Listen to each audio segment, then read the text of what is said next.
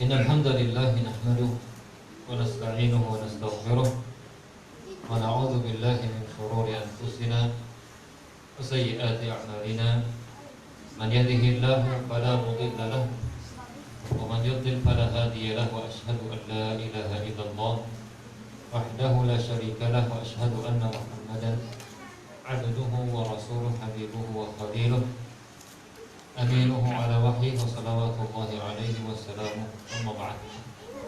معاشر المسlimin wa ma'asyiral muslimat, hadirin wal hadirat, Bapak Ibu sekalian yang saya cintai, yang saya muliakan, yang saya hormati karena Allah. Alhamdulillah kita bersyukur kepada Allah. Kembali Allah mudahkan langkah kaki kita menuju tempat ini, tempat yang penuh barakah, dalam rangka menuntut ilmu syar'i. Baik, kita akan lanjutkan kembali pembahasan kita. Kita akan lanjutkan kembali pembahasan kita yang masih berkaitan dengan jenazah.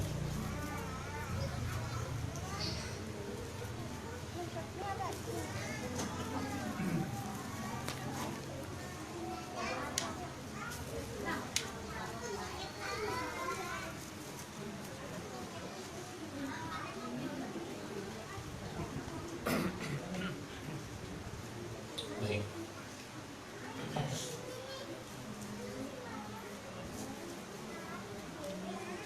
Setelah mayit dimandikan, kemudian sudah mulai dikafankan,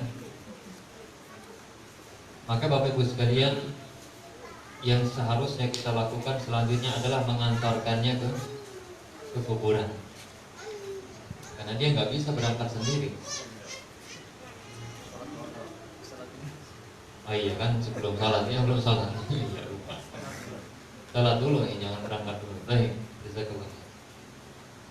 Jadi kalau udah dikafani maka disolati. Maka disolati. Salat jenazah kita akan praktek Bapak Ibu sekalian. Ya. Baik, kita akan mulai pembahasan kita berkenaan dengan salat jenazah.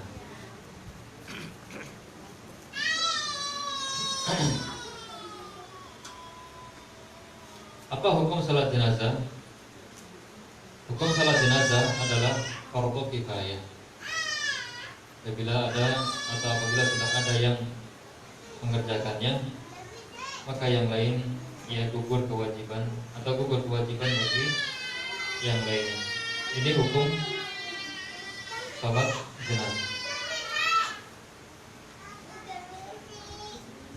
Kemudian Bapak Ibu sekalian yang dimuliakan oleh Allah, dianjurkan bagi orang-orang yang memiliki kedudukan di sebuah daerah untuk tidak ikut mensolati orang yang meninggal dunia dalam keadaan maksiat. Sangat dianjurkan. Sangat dianjurkan bagi orang-orang yang memiliki kedudukan, kedudukan di masyarakat atau orang yang disegani, tidak ikut mensolati orang yang meninggal dunia karena melakukan maksiat. Dan ini pernah dilakukan oleh Nabi SAW dan ya panjang hadisnya. Ini disunahkan seperti itu. Terus saya sebutkan sajalah secara makna. Jadi ada seorang sahabat meninggal dunia dan dia ditanya oleh Nabi, sahabat ditanya oleh Nabi yang mengurusnya, atau Nabi SAW diminta untuk mensolati jenazah. Kemudian Nabi bertanya, hal alaihi dain, apakah dia punya utang? Apakah dia punya utang? Ya wahai Rasulullah. Ya wahai Rasulullah. Kemudian Nabi SAW tidak mau mensolati. Bukan karena sahabat tersebut kafir, bukan. Jadi Nabi SAW tidak mau mensolati terlebih dahulu, atau tidak mau mensolati. Kemudian langsung ada yang mengatakan, wahai Rasulullah, hutangnya aku yang menanggung. Baru ketika itu Rasulullah SAW mau mensolati jenazah tadi. Dan Nabi memerintahkan sahabat yang lain untuk mensolati. dan hadis yang lainnya juga, berdasarkan hadis yang lainnya juga. Sehingga dari sini para ulama secara ringkas mengatakan disunahkan, dianjurkan bagi orang yang memiliki kedudukan untuk tidak ikut mensolati, tidak ikut mengurusi ya orang yang meninggal ya dalam keadaan su'ul khotimah atau melakukan maksiat. Supaya apa? Supaya orang-orang mengambil pelajaran bahwa ini nggak benar nih perbuatannya. Supaya orang-orang yang memiliki kedudukan saja seperti orang-orang yang dianggap alim ya, tokoh ulama gitu, tidak mensolati seperti itu. Kemudian selanjutnya Bapak Ibu sekalian yang dimuliakan oleh Allah, yang pertama setelah kita ketahui hukumnya, tempat sholat yang disunahkan adalah di tempat terbuka, di tempat lapang. Itu yang disunahkan. Dan itulah yang dilakukan oleh Nabi SAW. Disebutkan dalam hadis dari sahabat yang mulia Abu Hurairah radhiyallahu taala anhu, na'a Rasulullah sallallahu alaihi wasallam an-Najashi fil yaumil ladzi mata fihi. Nabi sallallahu alaihi wasallam mengumumkan kematian jenazah Raja Najasyi. Ya. Kemudian Nabi sallallahu alaihi wasallam ya menyusun saf para sahabat. Kemudian Nabi sallallahu alaihi wasallam, atau sebelumnya disebutkan dalam hadis tersebut, kharaja ilal musalla, bahwa Nabi SAW keluar ke tanah lapang. Tanah lapang. Salat di situ tanah lapang. Jadi di sini kata para ulama disunahkan ya sholat jenazah itu di tempat terbuka. Ya. Tapi boleh di masjid, boleh di masjid, boleh juga di rumah, nggak masalah. Boleh di. Tapi yang lebih afdal adalah di tempat yang lapang, di rumah seperti itu. Yang lebih afdal. Baik, kemudian Bapak Ibu sekalian yang dimuliakan oleh Allah, setelah kita menyiapkan mayat ya untuk disolati, yaitu maksud menyiapkan ini kita hadapkan ke depan, maksudnya kita menghadap kiblat dan mayat tersebut di depan kita. Ibu-ibu dibuka nggak? Ini kan praktek ya. Oke, dibuka masih jenazah gitu.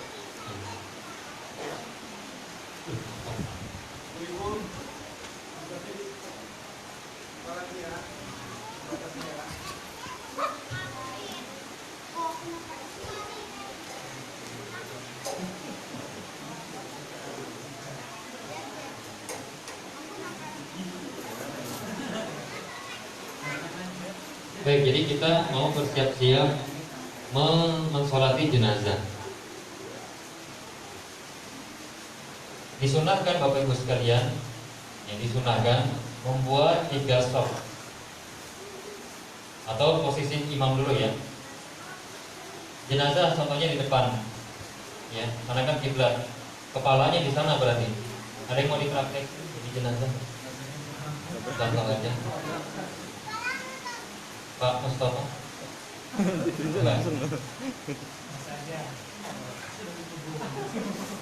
Ada banyak tempat tiduran aja. Bentar. Ya. Baik. Nah, kalau jenazahnya laki-laki, maka posisi posisi imam maksud saya di depan atau di dekat kepalanya seperti ini. Kalau posisinya, kalau jenazahnya laki-laki. Kalau seandainya jenazahnya perempuan, maka kita di tengah sini. Ini yang disebutkan di dalam hadis-hadis Nabi yang mulia alaihi salatu wasallam. Di posisi imam, kalau jenazahnya laki-laki di dekat kepala. Ya. Kalau perempuan jenazahnya maka di tengah. Gimana kalau seandainya mayatnya banyak? Contohnya kena tsunami atau gempa gitu ya, mau dikubur secara massal, maka para ulama fikih mengatakan kalau memang mayatnya sangat banyak, maka dibariskan. Hanya saja yang perempuan agak dimajukan kepalanya, sehingga jadi laki-laki dulu, laki-laki yang bukan imam, nanti wanita yang bagian tanah ya, seperti itu. Jadi wanita agak digeser sedikit, sehingga ketika kita berada di dekat kepala imam, di dekat kepala jenazah ini, maka sama dengan kita di tengah wanita. Ini posisi imam. Adapun posisi makmum, ya, nggak perlu jauh-jauh, dekat saja tidak masalah. Karena ini sholat jenazah berbeda dengan sholat yang wajib yang lainnya. Ini posisi imam. Kemudian tadi untuk imam atau disunahkan membuat 3 shaf, meskipun shafnya masih longgar, 3 shaf, ya. Disebutkan keutamaannya, ya, apabila mamin muslimin atau mamin muslimin yamutu thumma shalla alaihi thalathatu sufuf fa aujaba, ya, kana aujab. Maka makalah Nabi sallallahu alaihi wasallam, apabila seorang muslim itu meninggal dunia kemudian disolati oleh 3 shaf, maka pasti, maksudnya kata para ulama, pasti mendapatkan syafaat. Ya, jadi ini keutamaan bagi mayat. Jadi kita buat 3 shaf, meskipun masih longgar. Contohnya ada orang 6 makmumnya, ya udah buat 2 gitu. Ya. 2. Kemudian sangat diutamakan lagi kalau seandainya yang mensolati banyak, Pak. Kata Nabi SAW, tidak ada seorang muslim pun yang meninggal dunia kemudian disolati oleh orang muslim ya lebih dari 100, melainkan mereka akan menjadi sebab si mayat ini mendapatkan syafaat dari Allah. Syafaat itu macam-macam, bisa syafaat untuk masuk ke dalam surga, bisa untuk dikeluarkan dari neraka, seperti itu kalau masuk neraka dulu, seperti ini keutamaan. Makanya Bapak Ibu sekalian, penting sekali kita memilih kawan ketika di dunia, memilih kawan yang soleh supaya mereka nanti ikut mensolati kita. Baik, yaitu yang mensolati. Ibu-ibu gimana ikut sholatin? Ikut juga, dianjurkan, disunnahkan, disunahkan. Jadi bukan kelompok tertentu, ya enggak. Ini ajaran Islam. Saya pernah sampaikan, ya, pernah suatu ketika, ya, yang bertua sendiri, kita meninggal dunia. Kemudian waktu saya mensolati sendiri, karena saya sudah mensolati ya sama jamaah. Kemudian saya tawarkan ke ibu-ibu yang cuma melihatin doang. Ibu-ibu, silakan yang mau mensolati, langsung geger pada bisik-bisik. Ini kalau kelompok kami tidak, udah kelompok kami, ini Islam, ajaran Islam ini.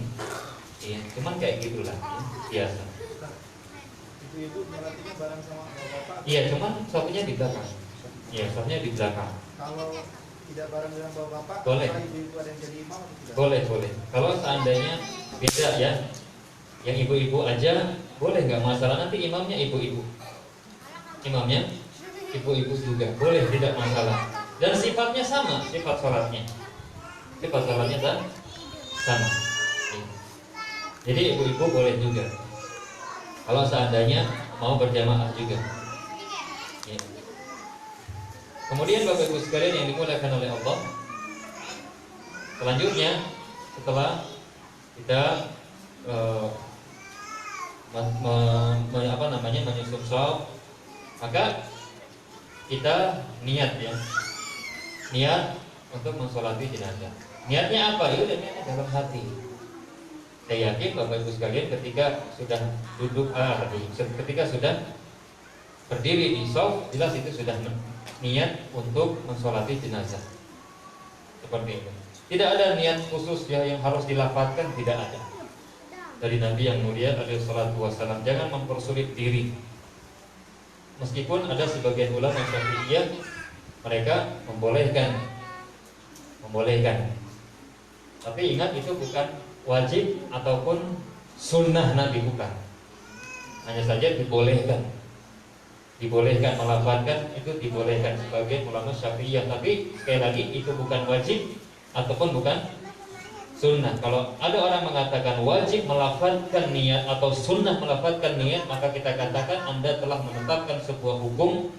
Dan hukum sering saya sampaikan, dan hukum syar'i dalam penetapannya membutuhkan dalil yang sahih dan tegas. Seperti itu. Tapi repot ya, udah nggak usah merepotkan diri, nggak usah memberat-beratkan diri, karena banyak orang yang nggak sholat, pas ditanya mau sholat bu, atau mbak, orang hafal niatnya ini, orang ngerti niat ya, padahal nggak ada ya lafaz-lafaz khusus untuk niat sholat yang nggak ada. Maka datang, kalau ibu-ibu sudah datang atau bapak-bapak sudah datang, maka dimantapkan niat untuk mensolati jenazah. Baik. Kemudian ya, imam bertakbir. Berapa kali takbir? 4 kali. Ijma' para ulama 4 kali takbir. 4 kali takbir. Ya. Kita langsung praktek ya. Jadi ya, madhab kiblat, kemudian kita takbir mengangkat tangan. Mengangkat tangan. Sebenarnya suaranya enak ini.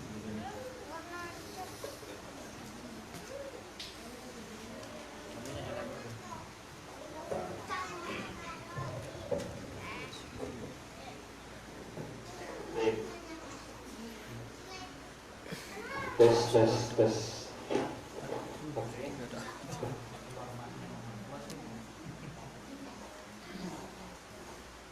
Tes 1, 2, 3. Ya, jadi takbir ya, seperti biasa. Allahu Akbar. Takbiratul ihram mengangkat kedua tangan. Para ulama sepakat takbiratul ihram itu mengangkat kedua tangan. Untuk takbir berikutnya ada silang pendapat apakah mengangkat tangan juga ketika takbir ataukah tidak. Maka yang benar, yang sahih adalah disunahkan juga mengangkat kedua tangan. Tapi jangan heran kalau ada orang yang tidak mengangkat kedua tangan ketika di takbir berikutnya setelah takbiratul ihram, karena memang ada silang pendapat. Tapi yang benar disunahkan berdasarkan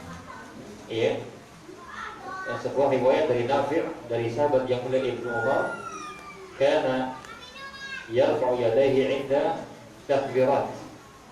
Ya, inda takbirat ala janazah, fi shalat janazah. Wa sahabat yang mulia Ibnu Umar radhiyallahu taala anhu, beliau ya senantiasa bertakbir di takbir yang ada di salat jenazah. Dan beliau dikenal sebagai orang yang sangat ittiba kepada Nabi Shallallahu Alaihi Wasallam.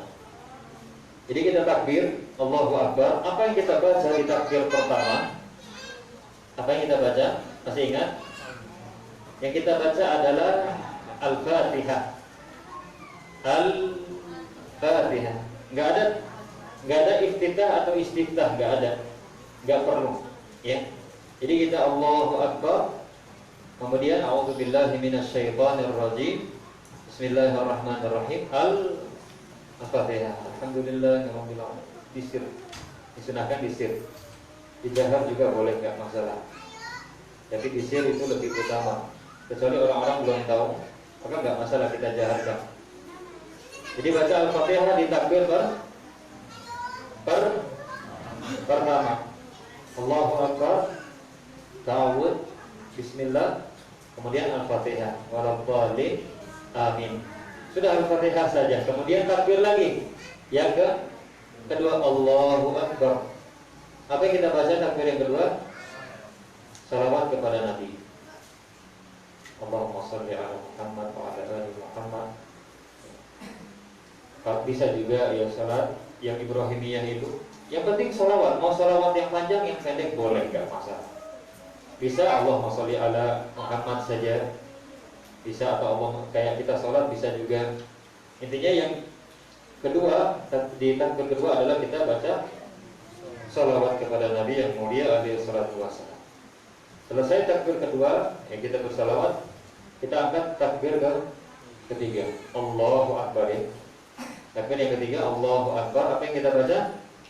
Doa. Allah, kalau laki-laki, Allahumma ighfir lahu warhamhu wa'afihi wa'fu anhu. Allahumma ighfir lahu warhamhu wa'afihi wa'fu anhu wa wassi' madkhalahu. Wa kata apa namanya doanya itu? Kemudian kata Nabi sallallahu alaihi wasallam, doanya, Allahumma naqihi minal khataaya kama yunqqa thawbul abyadu minad danas. Allahumma abdil darahu khairan min darihi zawjan wa abdil lahu zawjan khairan min zawjihi wa ahlan khairan min ahlihi. Allahumma adkhilhul jannah. Allahumma a'idhu minan nar wa 'adzabil qabr. Wah, panjangan yo wis lah. Orang iso bahasa Sunda atau bahasa Jawa, bahasa Indonesia boleh. Daripada enggak doa. Allah paham. Allah paham. Kalau memang enggak bisa pakai bahasa Arab, ya udah pakai bahasa Indonesia atau bahasa Jawa, terserah. Boleh enggak masalah. Ya. Kalau enggak bisa atau enggak hafal yang panjang-panjang, ya sudah apa yang bisa. Allah maghfirlahu, ampunan terus enggak apa-apa. Ya. Seperti itu.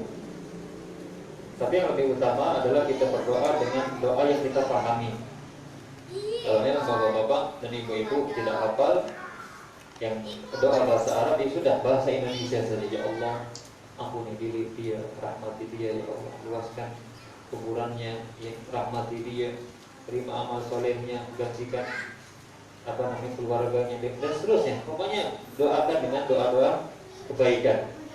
Bisa dipahami ini Bapak Ibu? Sudah? Oke. Paham ya? Kalau insya Allah kurang tepat. Paham kalau ada paham.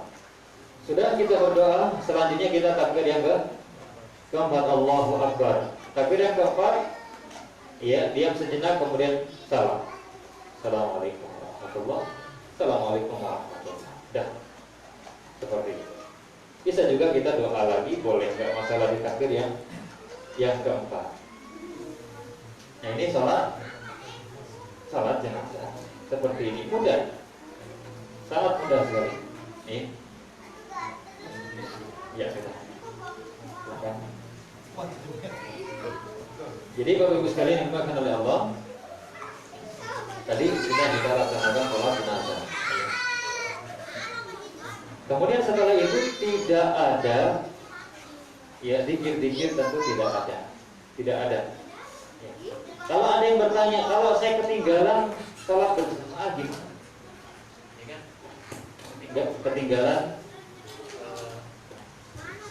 Ketinggalan di takbir keberapa katanya?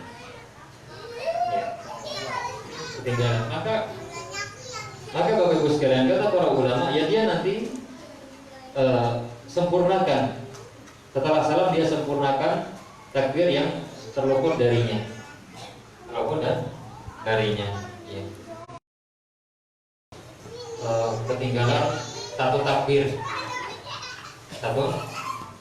ya, nanti ini lagi ditambah satu lagi seperti itu untuk sholat. Kalau seandainya sudah kelewat, wah udah selesai, ya udah sholat sendiri atau ngajak yang lain yang belum sholat, yang belum mensolati. Jadi nggak cuma sekali Bapak Ibu ya, jangan disangka wis disolati wis. Sudah disolati, jadi kita enggak. Kalau mau solati silahkan, mau solati juga. Jangan hilangkan keutamaan. Ini keutamaannya besar sekali. Keutamaannya sangat besar ya. Karena kata Nabi SAW, barang siapa yang menyaksikan ya, dan dia menghadiri saudaranya yang meninggal di jenazah sampai disolati, maka falahu qira, maka bagi dia qira, untuk dia qira. Kalau seandainya dia sampai menguburkan, menghadirinya, maka falahu qiratan, kata Nabi, maka bagi dia dua qira. Ada sahabat yang bertanya, apa itu dua qira wahai Rasulullah? Maka Rasulullah menjawab, mislul jabalaini al-azimaini.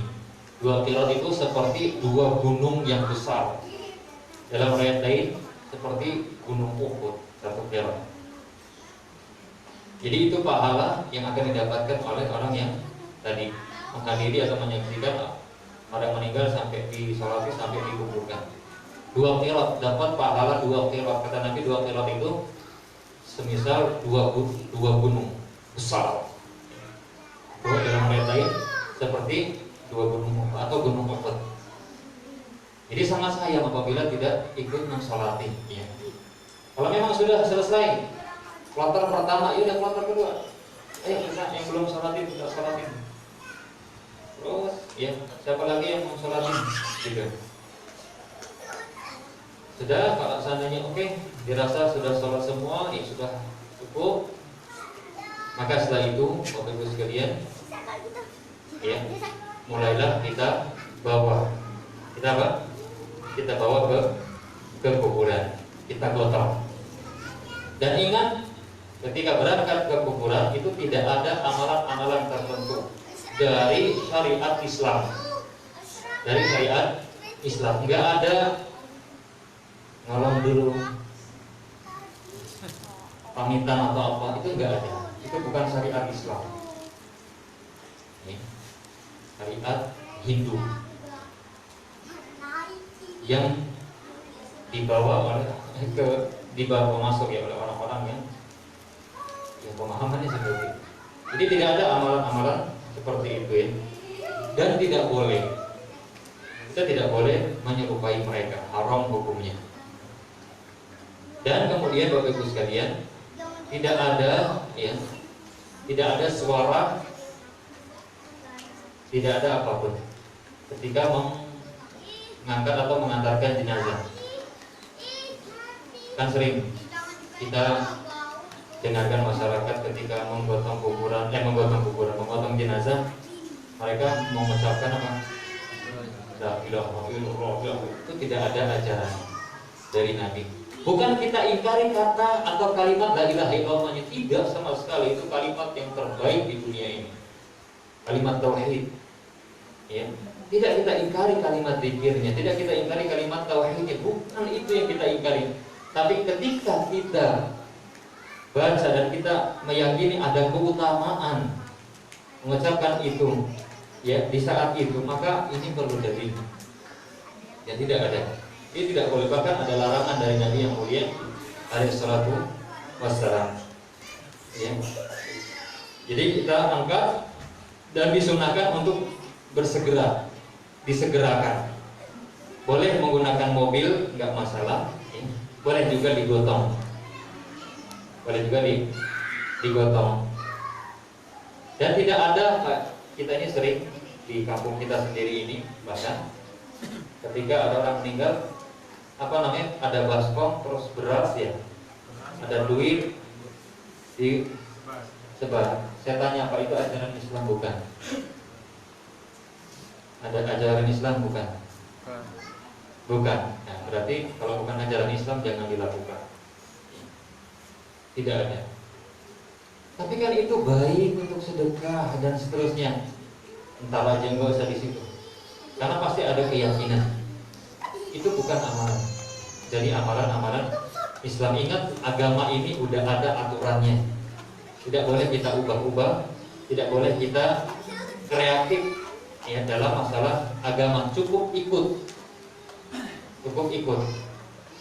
Dan bapak-bapak kalau meraktekin ini, cukup ikutin apa yang dilaksanakan Nabi, pasti nanti dituduh Wahabi gitu. Ya. Orang ngikutin Nabi Wahabi, orang ngikutin Nabi sesat, katanya. Gimana sih? Dakwahnya ngajak orang beribadah kepada Allah saja dan ngikutin Nabi dianggap sesat. La ilaha illallah. Ya seperti itu. Seperti itulah. Makanya harus bersabar dalam berpegang teguh ya di atas agama Nabi yang mulia atau di atas ajaran Nabi yang mulia. Jadi tidak ada amalan-amalan apa ya di sini. Dan tidak ada yang pakai payung-payung, itu enggak ada. Itu betul-betul ajaran Hindu, Pak. Tidak ada. Enggak butuh Pak mayat. Dia enggak kepanasan. Emang sampai tahu dari mana mayatnya kepanasan? Dan seterusnya. Ada. Ini enggak usah mempersulit. sudah digotong saja.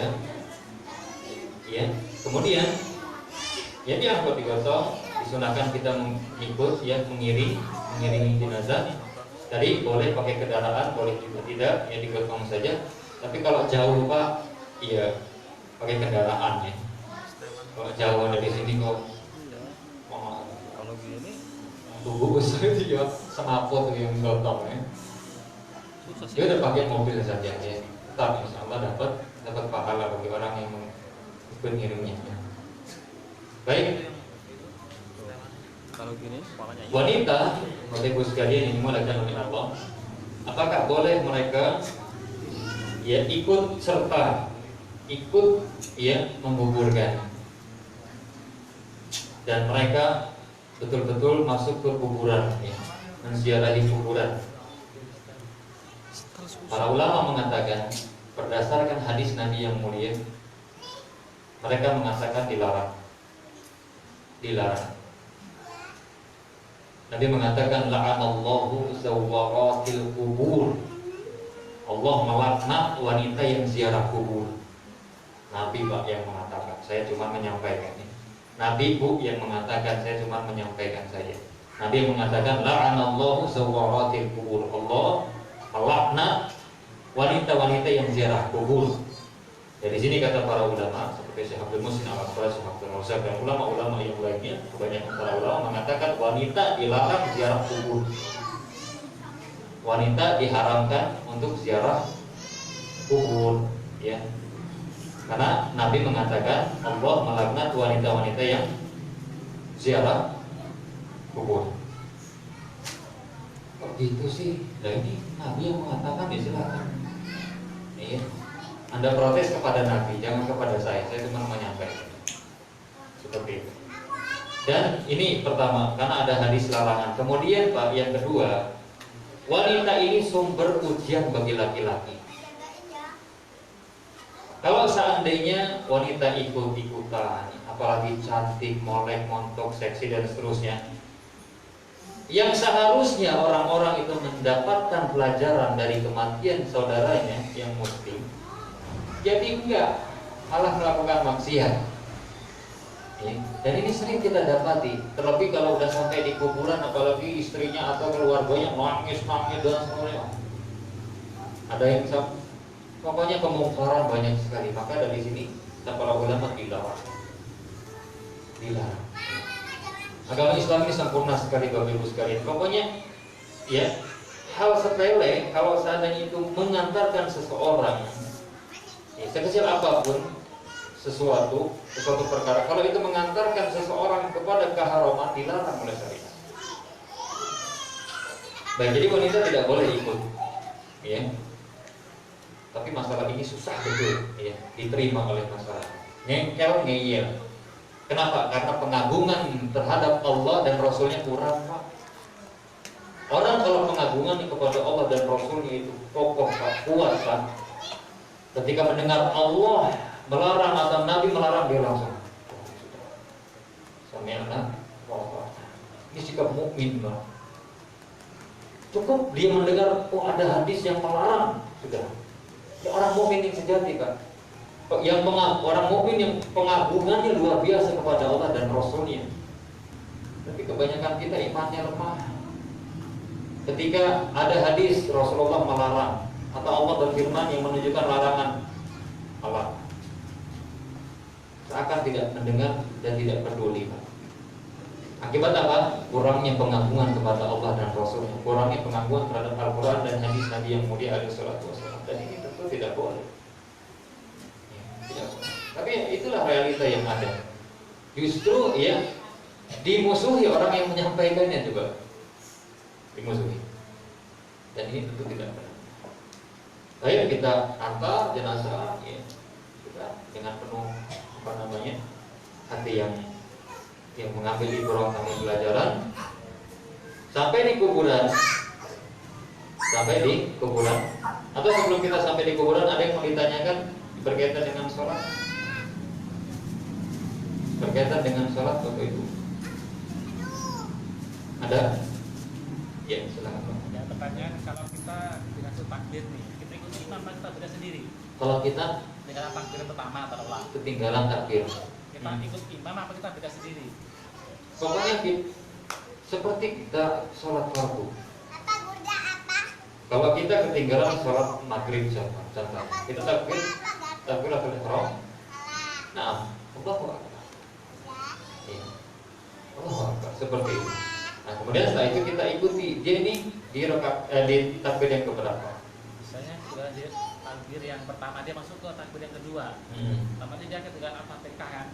Ya udah, kita kalau di situ ya kita bagi kita Al-Fatihah karena kita ketinggalan seperti itu.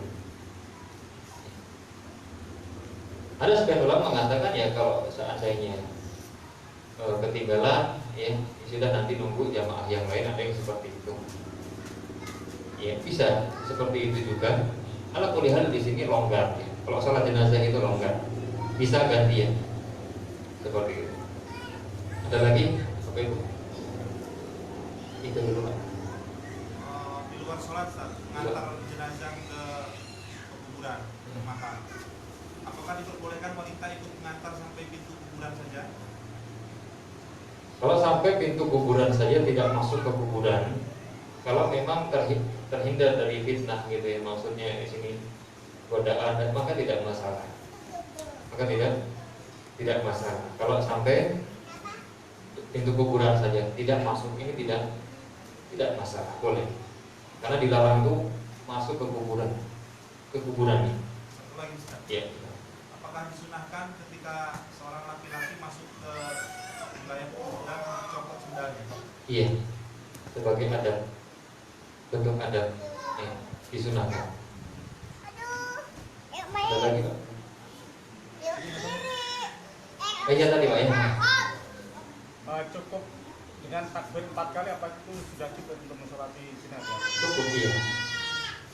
Hadisnya sahih ya. Disebutkan dalam kitab-kitab Ahkamul Janaiz. Nabi Shallallahu Alaihi Wasallam mensolati Raja Najasyi 4 kali takbir. Ya. 4 takbirat, 4 kali takbir. Ijma. Ada lagi Pak? Tidak, sholat hantarkan. Apa? Kurang tadi kenapa? Mayat sudah di dalam kubur. Oh, kita masih ngantar nih Pak ya. Nanti kita bahas itu. Sudah?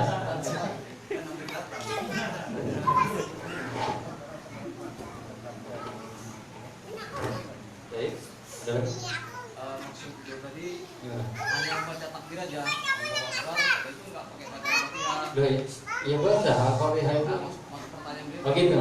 apakah mencukupkan hanya 4 kali takbir itu nggak pakai Al-Fatihah? Enggak baca apa-apa. Enggak sah. Al-Fatihah rukun. Seperti itu. Baca Al-Fatihah. Baca Al-Fatihah ya, takbir pertama, kemudian takbir kedua sholawat, ketiga ya doa, keempat sudah salam. Kalau cuma menang-menang gitu ya, menang-menangan gitu, apa isinya gitu?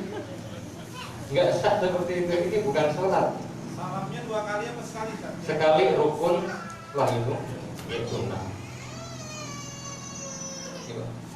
Kalau mengantarkan jenazah dari rumah sampai ke kuburan itu kalau membaca sholawat itu disunahkan atau enggak? Tidak ada.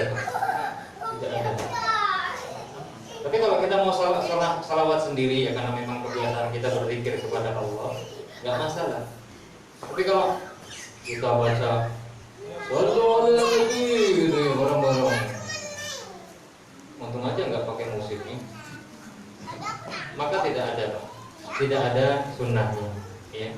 Kita sekali lagi tidak melarang orang berselawatan. Silahkan berselawatan. Tapi kalau seandainya ada orang mengkhususkan, salawat atau zikir di waktu tertentu atau di tempat tertentu dan dia meyakini ada keutamaan, nah itu yang kita mintai dalil. Kok Anda membatasi gitu? Seperti itu. Jadi tidak ada senang.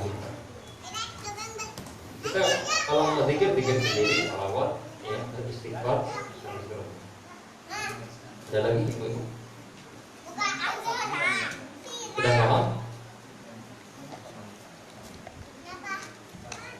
Ya, lanjut berarti. Ya.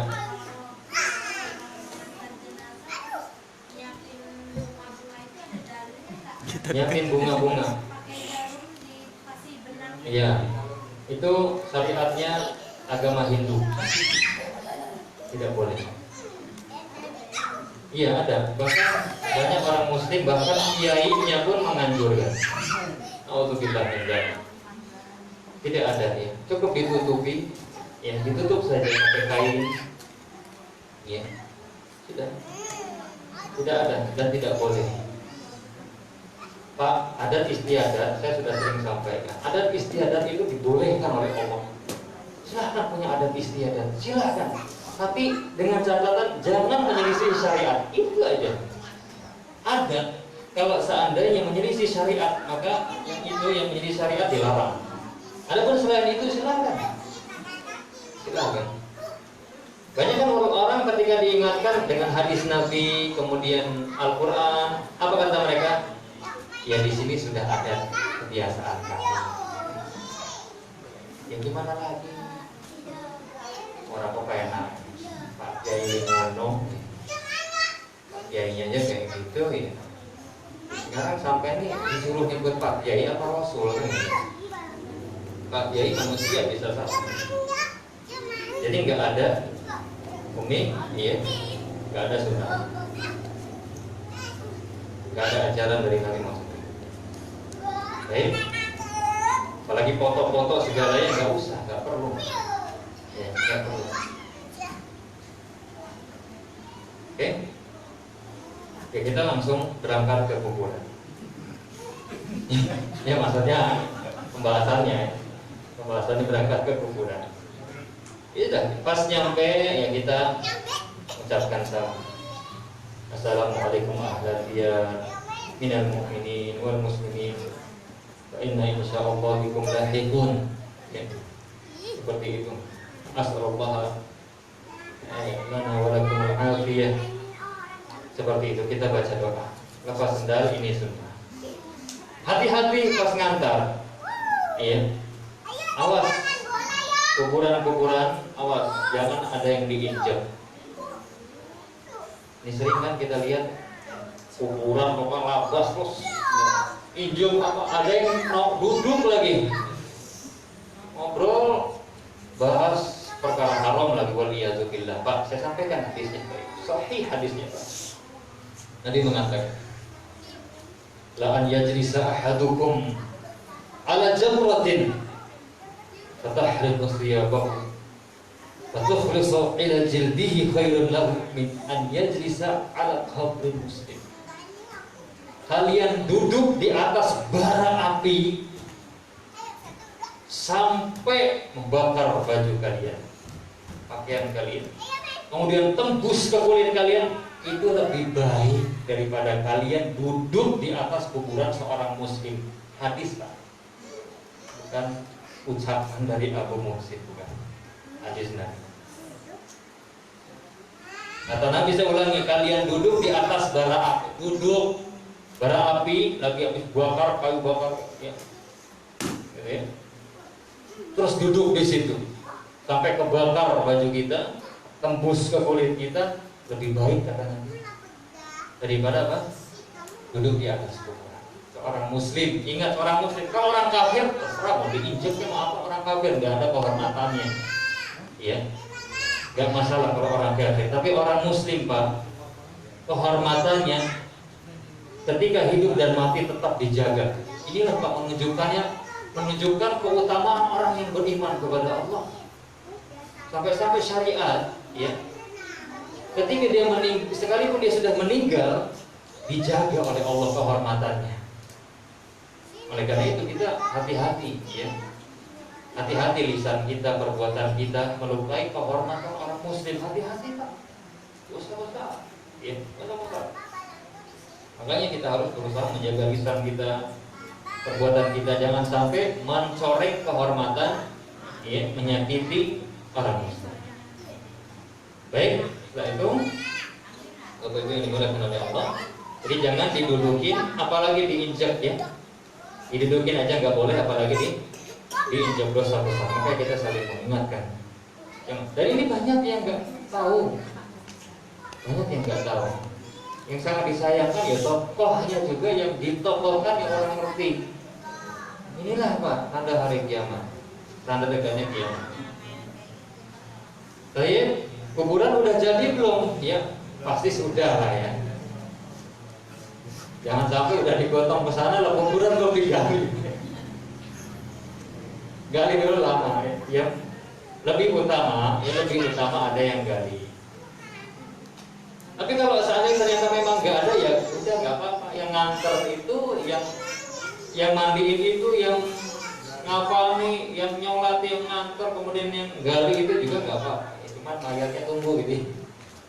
Seperti itu. Sambil gali. Berapa meter dalam kuburan? Ada ketetapannya? Nggak ada ya, harus sekian meter. Yang penting dalam.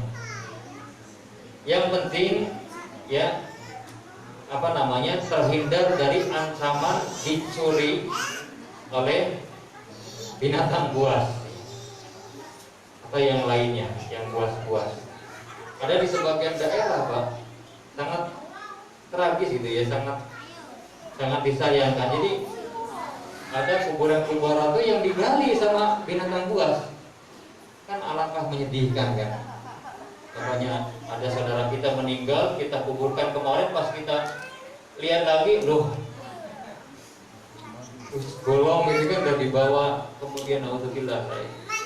Jadi diusahakan agak dalam digali. Ya, ini dalam. Jadi pokoknya disesuaikan dengan ukuran, Adzan ya. Adzan dulu, sholat, baru lanjut. Oke, kalau gitu kita masih di kuburan, kita jeda. Sholat, kalau ada di Muhammad SAW. Wa akhiru da'wana alhamdulillah.